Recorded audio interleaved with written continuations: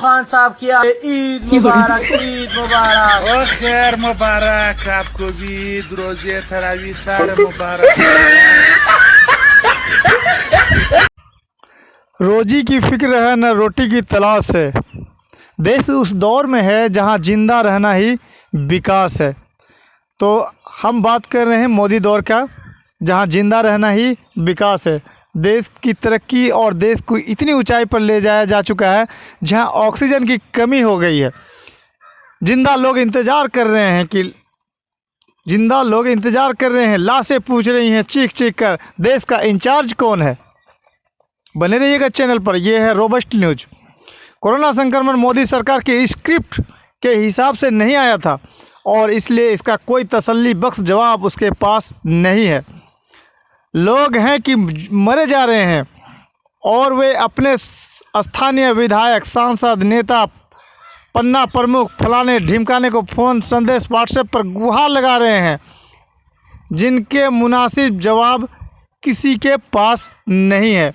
एक तरह की बेबसी और जिसे बायर्स रिमोर्स, खराब सौदा करने का पछतावा उन लोगों में साफ दिखलाई दे रहा है जो अभी तक नरेंद्र मोदी की तमाम नादानियों, नाकामियों, गलतियों और जन विरोधी कुरीतियों को अनदेखा किए जा रहे थे, जो सबसे मजबूती से उनकी हर बात में मास्टर स्ट्रोक देख रहे थे।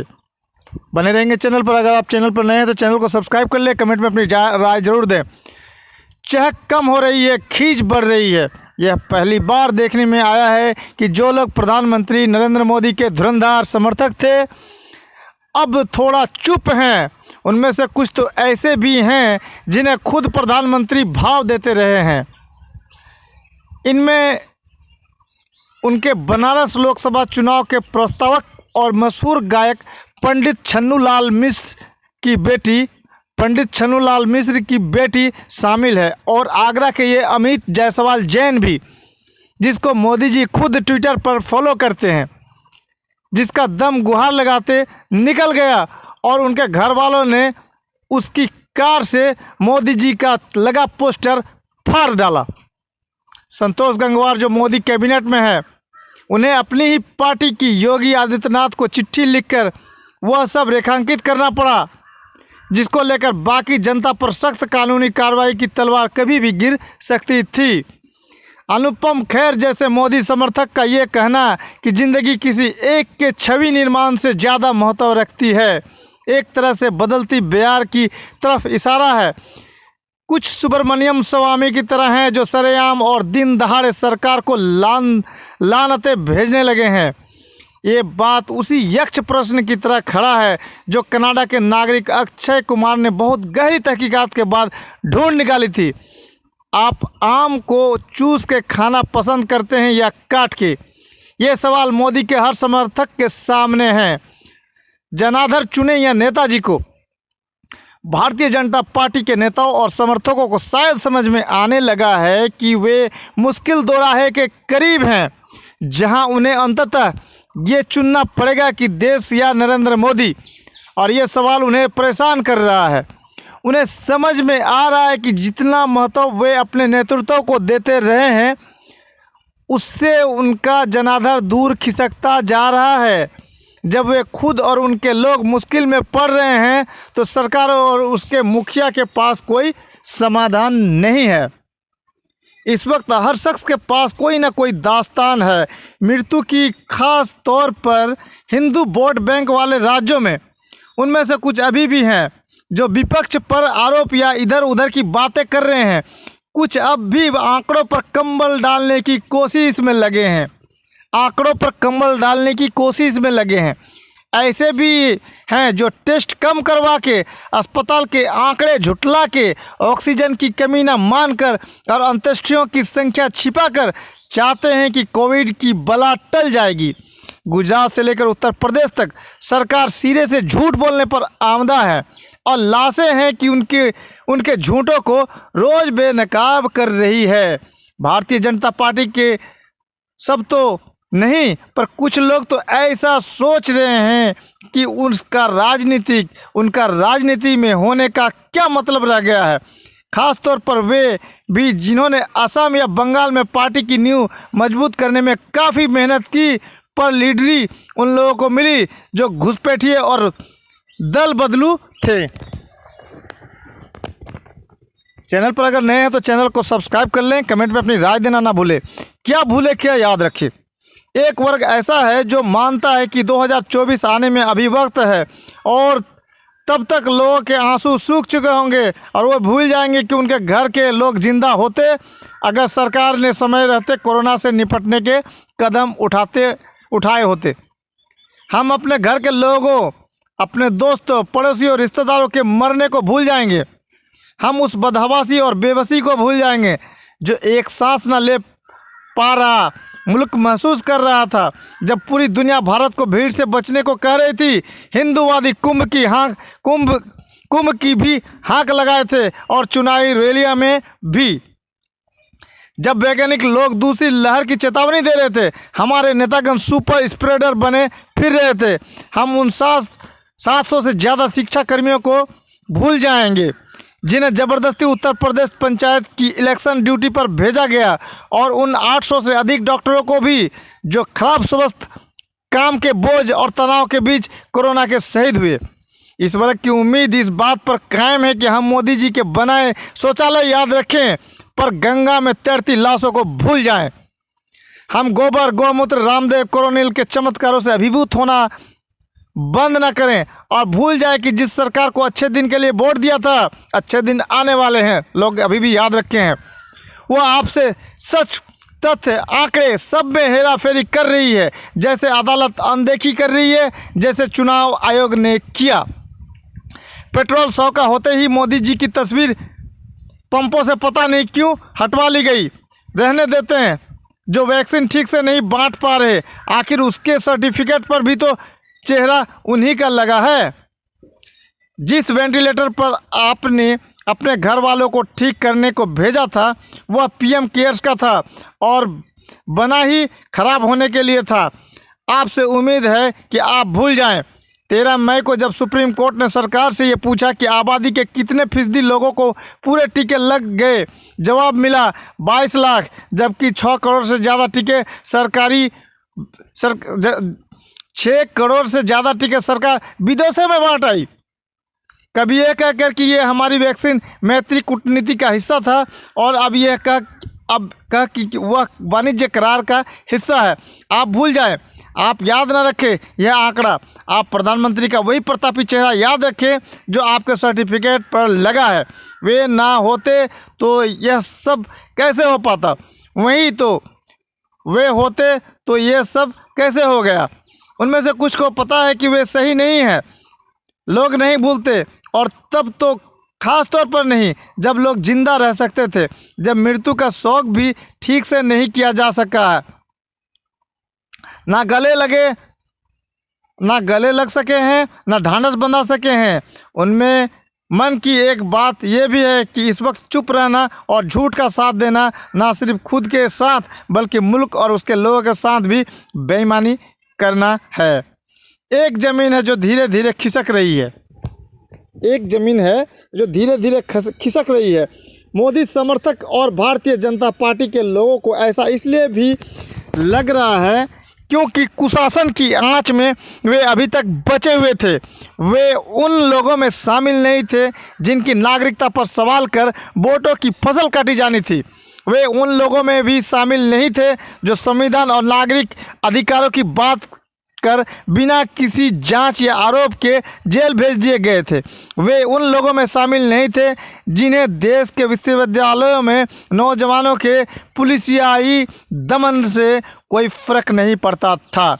नोटबंदी और जीएसटी जिन्हें बुरा तो लगा था पर वे चुप लगा गए थे बिना उन तमाम लोगों की तकलीफें देखे जिनके समर्थन से उन्हें चुनाव जीते थे, जिन्हें फर्क नहीं पड़ा कि अर्थव्यवस्था का बंटाधार होने, रिकॉर्ड गरीबी और बेरोजगारी बढ़ने से उनके लिए मंदिर काफ़ी था।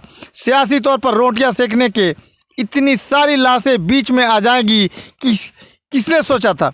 और हर लाश एक सवाल है, एक हस्तक्षेप है नरेंद्र मोदी के नेतृत्व और प्रबंधन मैनेजमेंट का, एक प्रमाण पत्र है, एक सर्टिफिकेट है।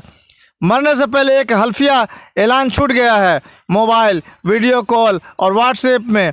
उस अटकी हुई सांस में, धीमी होती नब्ज में वे जिंदा रहते अगर समय रहते कदम उठाए गए होते। अगर वैक्सीन पहले देश में इस्तेमाल की गई होती, ऑक्सीजन का इंतजाम वक्त रहते कर लिया जाता, विदेशों से आई मदद कस्टम क्लियरेंस में अटक कर नहीं रखी होती, वैक्सीन और ऑक्सीजन को जीएसटी से माफ कर दिया जाता, दुनिया और देश के विशेषज्ञ लोग जो कह रहे थे उनकी समय रहते सुन ली जाती, विपक्ष को साथ लेकर चला जाता। आखिर ये मजाक कब तक चल सकता था कि देश का स्वास्थ्य मंत्री किसी दिन एक नीम हकीम के तथाकथित नुस्खे का मेडिकल रिप्रेजेंटेटिव बना फिर रहा था और किसी और दिन डार्क चॉकलेट खा के कोरोना से लड़ने की हिमायत कर रहा था।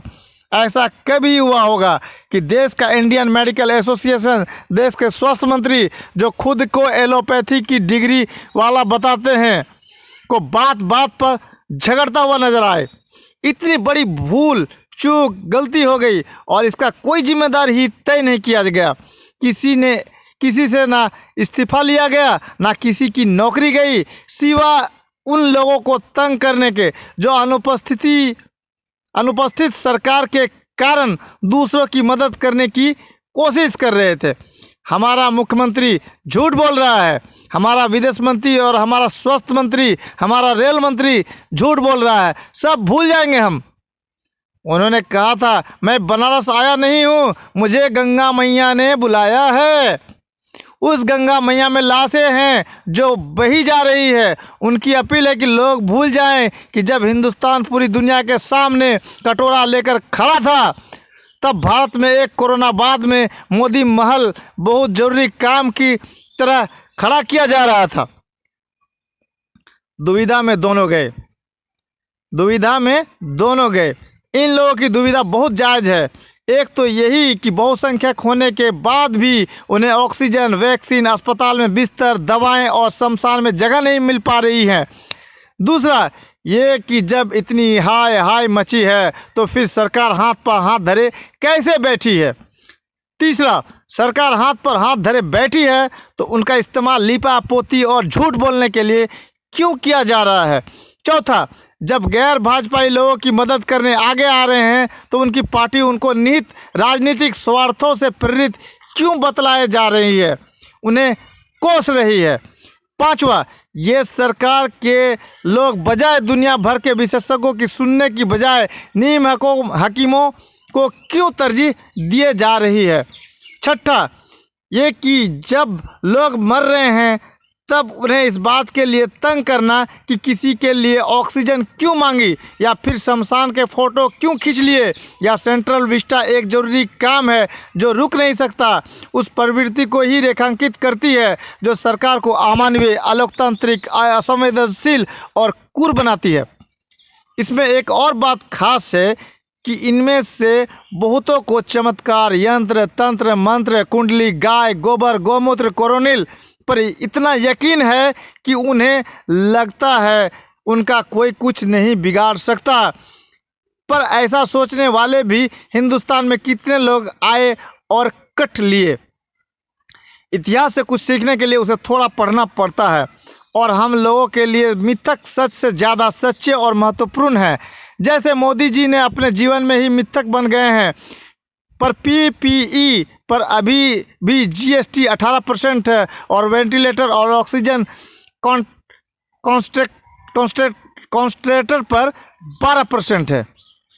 माफ़ी वे मांगेंगे नहीं, गलती को मानेंगे नहीं, अकड़ वे छोड़ेंगे नहीं, दिल पर हाथ रखकर सोच वे कहेंगे नहीं, भले ही भारत के लोगों को उसकी कितनी भी भयावह कीमत चुकानी पड़े। प्राइम टाइम के विदूषक सिस्टम को दोष देकर मोदी जी को बचाने की शानदार और बारीक कोशिश में लगे हैं। सिस्टम किसका है, कौन चला रहा है? पार्टी के कई सारे लोग साफ कहेंगे तो नहीं, पर गुप्त तौर पर चाहते हैं कि किसी दिन तेजस्वी सूर्या की तरह साहब को भी 2-4 सवालों का सामना करना पड़े। जो चाटने और काटने से ज़्यादा प्रासंगिक हों। दिक्कत एक ही थी, कोरोना उनकी स्क्रिप्ट के हिसाब से नहीं आया था।